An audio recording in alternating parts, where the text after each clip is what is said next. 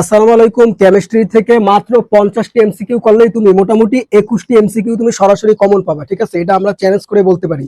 এইভাবে তোমার জন্য আমরা রিসার্চ করে কিছু এমসিকিউ তৈরি করছি। ঠিক আছে, মোটামুটি 50টি এমসিকিউ তৈরি করছি। যেই 50টি এমসিকিউ তুমি যদি করে যেতে পারো, মোটামুটি তোমার হচ্ছে যে 21 থেকে তোমার হচ্ছে 25টা এমসিকিউ সরাসরি তোমরা কমন পাবা। ঠিক আছে, সো এক একটা এমসিকিউ এক একটা টাইপের মতো, বুঝতে পারছো, খুব গুরুত্বপূর্ণ। সো দেখো যে 1 নাম্বার এমসিকিউটা তোমরা একটু খেয়াল করো যে রক্তের লিউকোমিয়া কোন রোগের চিকিৎসায় মানে কোন রোগের চিকিৎসায় ব্যবহার করা হয়। ঠিক আছে, এই এমসিকিউটা কিন্তু অনেকবার আসছে, মানে বহুবার আসছে। ঠিক আছে, কিন্তু এই এমসিকিউটা তোমরা যারা ভালো পারো কেমিস্ট্রি, তারাও কিন্তু এমসিকিউটার অ্যান্সার করতে পারবে না, মানে অনেকে জানো না এটা সম্পর্কে। সো দেখো এটা কয়বার আসছে তোমাদের বোর্ডে। ঢাকা বোর্ড 17তে আছে, কুমিল্লা বোর্ড 23-এ, চট্টগ্রাম বোর্ড 24-এ, দিনাজপুর বোর্ড 15-তে। কতটা গুরুত্বপূর্ণ একটু হিসাব করে দেখো। যে লিউকোমিয়া হয়, এটা এই রোগের চিকিৎসার জন্য কোনটি ব্যবহার হয়? 32P। ঠিক আছে, এই যে এইটার ব্যবহার হয়। ঠিক আছে, আই হোপ বুঝতে পারছো। দেখো কতগুলা বোর্ডে আসছে। 2 নাম্বারটা দেখো, হাড়ের চিকিৎসায় কোন আইসোটোপ ব্যবহার করা হয়? মোস্ট গুরুত্বপূর্ণ। এটা কিন্তু আমি 3 স্টার দিয়ে দিলাম। ঠিক আছে, কোনো না কোনো বোর্ডে দেখবা যে দিয়ে দিছে। ঠিক আছে, তাহলে এটা কোনটা হবে বলতো? এটা হবে হচ্ছে যে 89SR। ঠিক আছে, 89SR। ঠিক আছে, অর্থাৎ 89SR। এইটা হবে অ্যান্সার। মাথায় রেখো, 3 স্টার দিয়ে দিলাম। আর এইটা কিন্তু 5 স্টার। ঠিক আছে, 5 স্টার, 5 স্টার। এটা এটা 5 স্টার, এটা কিন্তু আসবেই আসবে। ঠিক আছে, দেখো কতবার রিপিট হয়েছে। 3 নাম্বারটা দেখো যে এইচ মানে হাইড্রোজেনের আয়নটিতে, আচ্ছা আয়নটিতে কি আছে? ইলেকট্রন সংখ্যা 0, তারপরে হচ্ছে প্রোটন সংখ্যা 0, নিউট্রন সংখ্যা 0, সবগুলো 0 0 দিয়ে দিছে। এখন আমরা একটু বিষয়টা একটু দেখবো খোটাইয়া যে এখানে কি আছে বলতো। হাইড্রোজেন আছে। এখন এখানে ওরা বলছে এখানে কত আছে? 1 আছে। তোমার 1 হচ্ছে ভর আছে, এটা হচ্ছে কি তোমার প্রোটন। হ্যাঁ, এটা হচ্ছে প্রোটন আর এটা হচ্ছে ভর। বুঝতে পারছো? তাহলে ভর আছে 1 আছে আর প্রোটনও 1 আছে। ঠিক আছে, এখন তোমার প্রথমে বলছে যে দেখো আয়নটিতে কি আছে? ইলেকট্রন সংখ্যা 0। এখন আমরা জানি যে হাইড্রোজেনে কিন্তু একটা ইলেকট্রন থাকে, কিন্তু এখানে ইলেকট্রন থাকবে না। কারণ কি জানো? এখানে প্লাস হয়েছে, এই প্লাস হইয়া কি হয়েছে? ইলেকট্রনটা বাদ পড়ে গেছে। বুঝতে পারছো? অর্থাৎ ইলেকট্রনটা শূন্য হয়ে গেছে। এই প্লাস হওয়ার কারণে কি হয়েছে? ইলেকট্রনটা শূন্য হয়ে গেছে। বুঝতে পারছো? এই জন্য এর কোনো কি থাকবে না? ইলেকট্রন থাকবে না, অর্থাৎ ইলেকট্রন শূন্য হবে। কিন্তু তার মানে ইলেকট্রন শূন্য হবে, এটা রাইট অ্যান্সার। তারপর দেখো প্রোটন সংখ্যা 0। আমরা দেখি এই যে প্রোটন সংখ্যা কিন্তু এই যে 1 আছে। কত আছে? প্রোটন সংখ্যা 1 আছে। বুঝতে পারছো? প্রোটন সংখ্যা এই যে দেখো কত আছে? 1 আছে। তার মানে এটা হবে না, এটা অ্যান্সার হবে না। তারপর দেখো নিউটন সংখ্যা 0। এই যে দেখো এখানে কোনো নিউটন সংখ্যা নাই। ঠিক আছে, তার মানে এটাও অ্যান্সার হবে, অর্থাৎ 1 আর 3 অ্যান্সার হবে, 2 অ্যান্সার হবে না। কারণ হচ্ছে প্রোটন সংখ্যা এই যে এখানে 1 আছে। 4 নাম্বারটা দেখো, পারমাণবিক অণুতে আছে, আচ্ছা কি কি আছে? ঘূর্ণায়মান ইলেকট্রন আছে, তারপর হচ্ছে মুক্তজোড়া ইলেকট্রন আছে, এরপর হচ্ছে সমযোজী বন্ধন আছে। আচ্ছা এটা কি হবে? যে পারমাণবিক অণুতে কি কি থাকে? ঘূর্ণায়মান ইলেকট্রন থাকে, মুক্তজোড়া ইলেকট্রন থাকে, আর হচ্ছে সমযোজী কি থাকে? বন্ধন থাকে। এই তিনটাই থাকে, তিনটাই অ্যান্সার হবে, মনে রাখো। এটা একটু ভালোভাবে পাবো। অনেক সময় অপশনে এইটা দিয়ে দিবে, তো এইটা দেখাবো। অনেক সময় অপশনে এইটা এইটা দুইটা দিয়ে দিবে, দুইটা দেখাবা। ঠিক আছে, আবার অনেক সময় 3টা থাকবে, আবার অনেক সময় এই 3টা থেকে যে কোনো একটা থাকবে। জাস্ট একটু মনে রাখো। 5 নাম্বারটা দেখো, অ্যালুমিনিয়াম এর আপেক্ষিক পারমাণবিক ভর কত হবে বলো? অ্যালুমিনিয়ামের ক্ষেত্রে কত হবে? এটা 13 হবে। কত হবে? 13।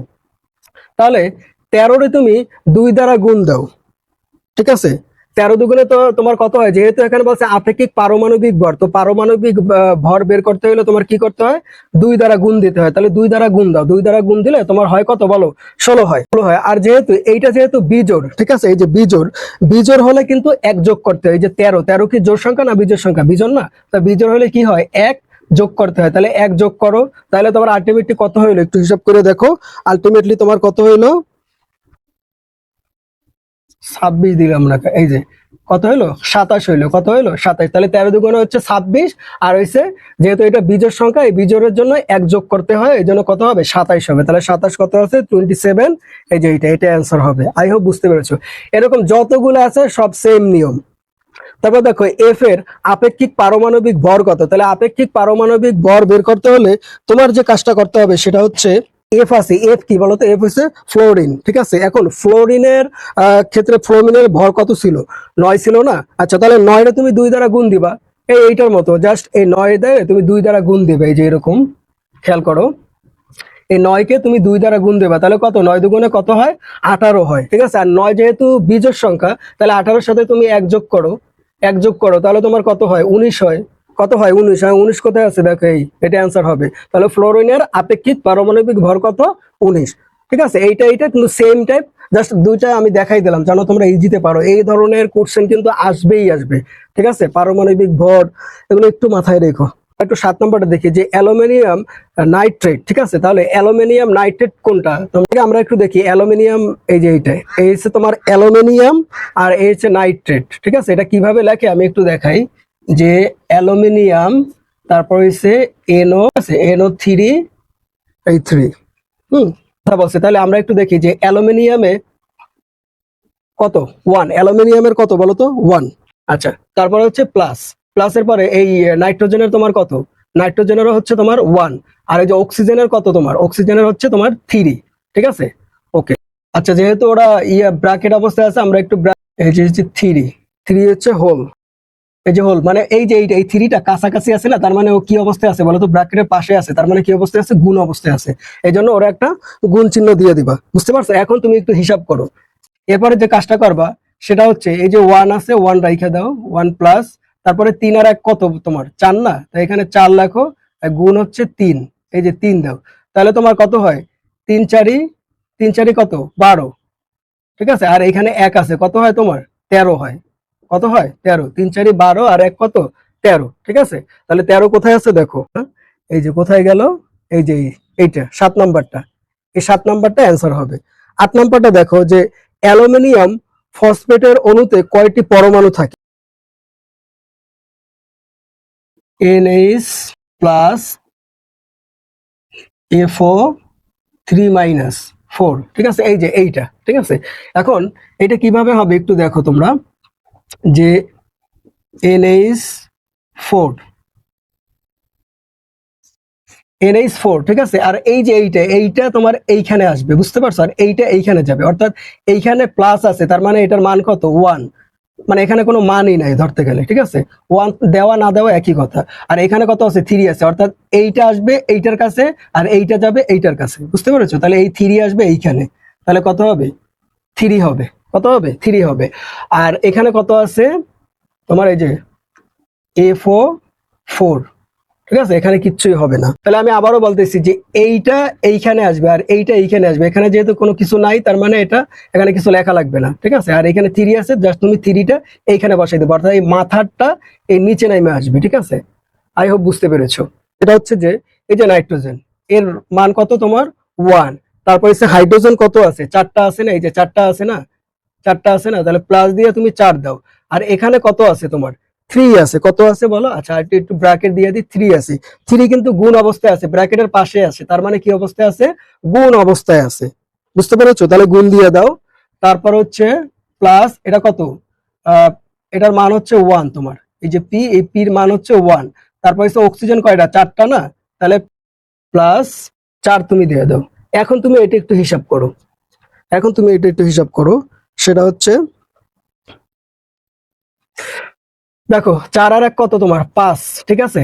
আর এখানে 3 আছে, এই 3, তাহলে 3 4, 3 5 কত হয় তোমার, 15 হয়। কত হয়, 15 হয়। আর এখানে 4 আর 1 কত তোমার, 5, ঠিক আছে। 4 আর 1 কত তোমার, 5। তাহলে তুমি এই 4 আর 1 কত, 5 না, এই 5 দিয়ে এখন দেখো কত হয় তোমার, 20 হয়। কত হয়, 20 হয়। তাহলে 20 কোথায় আছে দেখো, এটা অ্যান্সার হবে। এই যে এইখানে 20 আছে, তার মানে এটা অ্যান্সার হবে। 9 নম্বরটা দেখো, পটাশিয়াম ডাইক্রোমেটের একটি অণুতে কয়টি পরমাণু বিদ্যমান।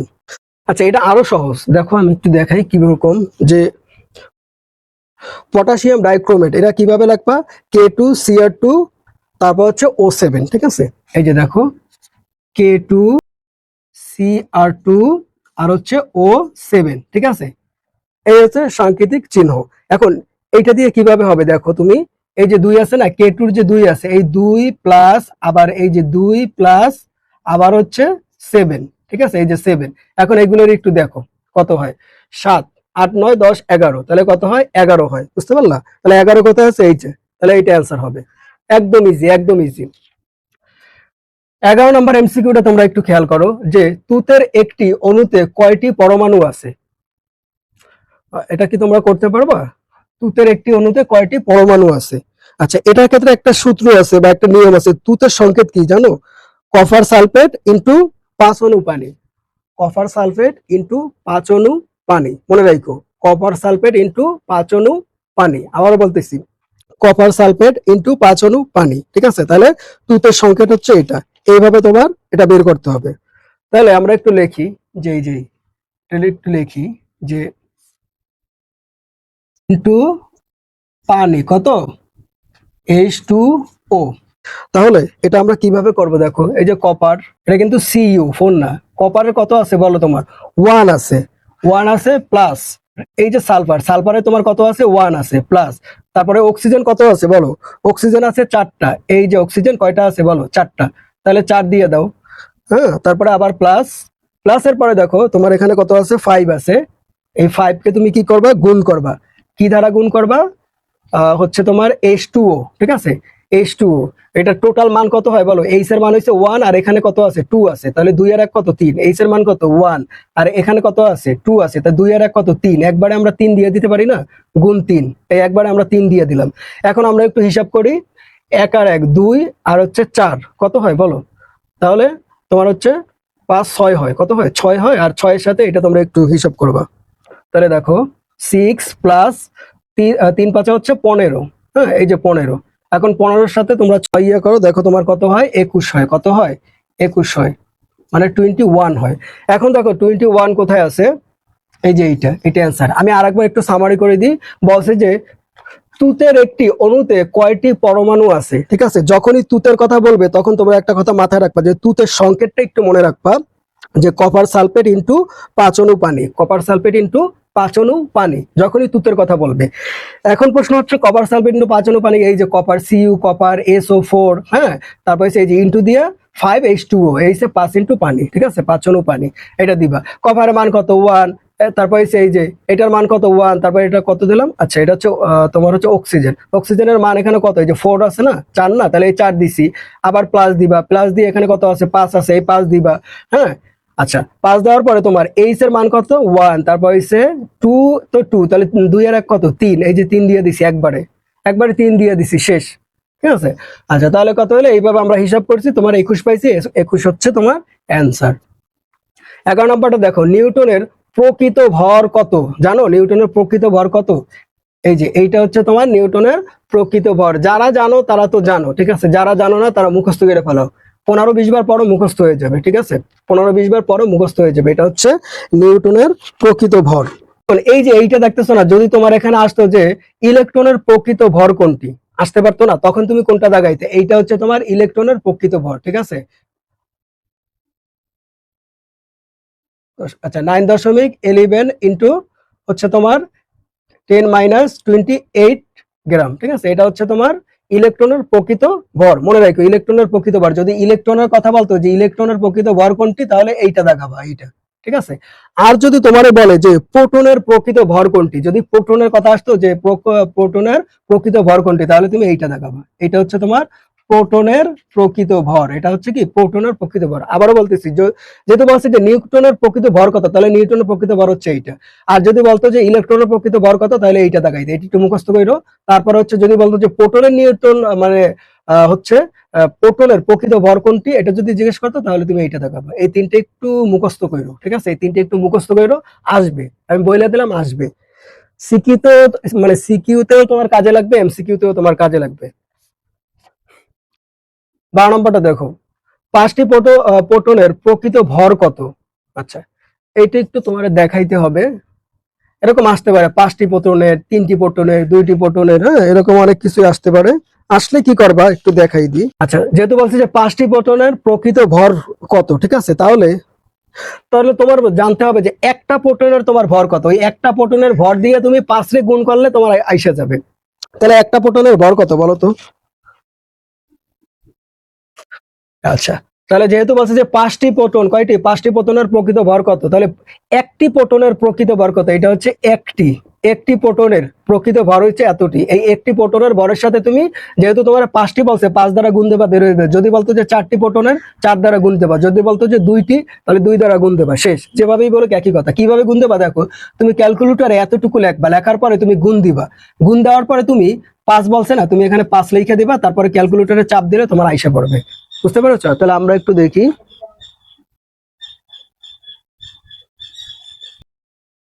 কোনটা আসলো। আচ্ছা 8.365 আসছে, এইরকম একটা মান, মানে এইটা হবে, বুঝছো? এইটা অ্যান্সার হবে। আই হোপ বুঝতে পেরেছো। 13 নম্বরটা দেখো, একটি ইলেকট্রনের, জাস্ট এতটুকু বলবে, একটি ইলেকট্রনের তারপরের গুলো তোমার বের করতে হবে। দেখো প্রকৃত ভর, হ্যাঁ, আচ্ছা এইটা কি ইলেকট্রনের প্রকৃত ভর? না, এটা কিন্তু ইলেকট্রনের প্রকৃত ভর না। তাহলে ইলেকট্রনের প্রকৃত ভর হইতে হলে তোমার এখানে কত হবে? 8 হইতে হবে। এই যে 4 এর এখানে কত হইতে হবে? 8 হইতে হবে। তারপরে বলছে যে প্রকৃত আদান এত কুলম্ব, হ্যাঁ প্রকৃত আদানটা ঠিক আছে। তারপর হচ্ছে ভর প্রোটনের তুলনায় হচ্ছে 1840 গুণ কম, এটা একটু মুখস্থ রাখো, হ্যাঁ এটাও হবে। তার মানে ভর প্রোটনের তুলনায় তোমার হচ্ছে 1840 গুণ, মানে 1840 গুণ কম, ঠিক আছে? ভর প্রোটনের তুলনায় 1840 গুণ কম, এই দুইটাই অ্যান্সার হবে। 14 নম্বরটা দেখো, নিচের কোন মৌল পরিবর্তনশীল যোজনী? ঠিক আছে, নিচের কোন মৌল পরিবর্তনশীল যোজনী, এইটা একটু জানতে হবে যে পরিবর্তনশীল যোজনী কোনগুলো, তোমরা একটু পড়ে নিও, ঠিক আছে? একটু পড়ে নিও, অনেকগুলো তোমাদের বইতে আছে। আচ্ছা, তাহলে আমরা জানি যে এই যে কপার আছে, এই কপারটা কিন্তু পরিবর্তনশীল যোজনী, ঠিক আছে? কারণ ওর যোজনী কখনো 1 হয়, আবার কখনো 2ও হয়, ঠিক আছে? এই যে কপারের যোজনী কখনো 1 থাকে, আবার কখনো 2ও হয়, ঠিক আছে? এই জন্য এটা হচ্ছে পরিবর্তনশীল যোজনী, কপার হচ্ছে পরিবর্তনশীল যোজনী, ঠিক আছে? তোমাদের বইতে আরো অনেকগুলো আছে, ওগুলো একটু পড়ে নিও, গুরুত্বপূর্ণ যেটা আসার মতো সেটা আমি দিয়ে দিলাম। 15 নম্বরটা দেখো, নিচের কোনটি আচ্ছা পানিতে দ্রবণীয়, আচ্ছা মানে পানিতে মিশে যায়, ঠিক আছে? দ্রবণীয় মানে কি? মিশে যায়। সেটা কোনটি? লবণ, সাধারণ লবণ, এটা কিন্তু পানিতে মিশে যায়, এটা মনে রাখো। আর যে এই যে দেখো সরিষার তেল, এই কিন্তু সরাসরি পানিতে মিশে না। ন্যাপথলিন পানিতে মিশে না, কেরোসিন পানিতে মিশে না, বুঝতে পারছো? সরিষার তেল কি পানিতে মিশে না। ন্যাপথলিন পানিতে মিশে না। কেরোসিন পানিতে মিশে না। এগুলার একটা নাম আছে, অ্যাপোলার, হ্যাঁ অ্যাপোলার, অ্যাপোলার বা অপোলার যাই বলো, অপোলার, ঠিক আছে? এগুলোর বলে অপোলার, ওরা পানিতে মিশবে না, তবে সাধারণ লবণ কিন্তু পানিতে মিশে যাবে। 16 নম্বরটা দেখো, হাইড্রোজেনের আইসোটোপ কয়টি? 2টি, 3টি, 5টি, এটা হবে 3টি। হাইড্রোজেনের আইসোটোপ কয়টি? 3টি। হাইড্রোজেনের আইসোটোপ কয়টি? 3টি। বাকিগুলো সেকেন্ড পার্টে আলোচনা করব।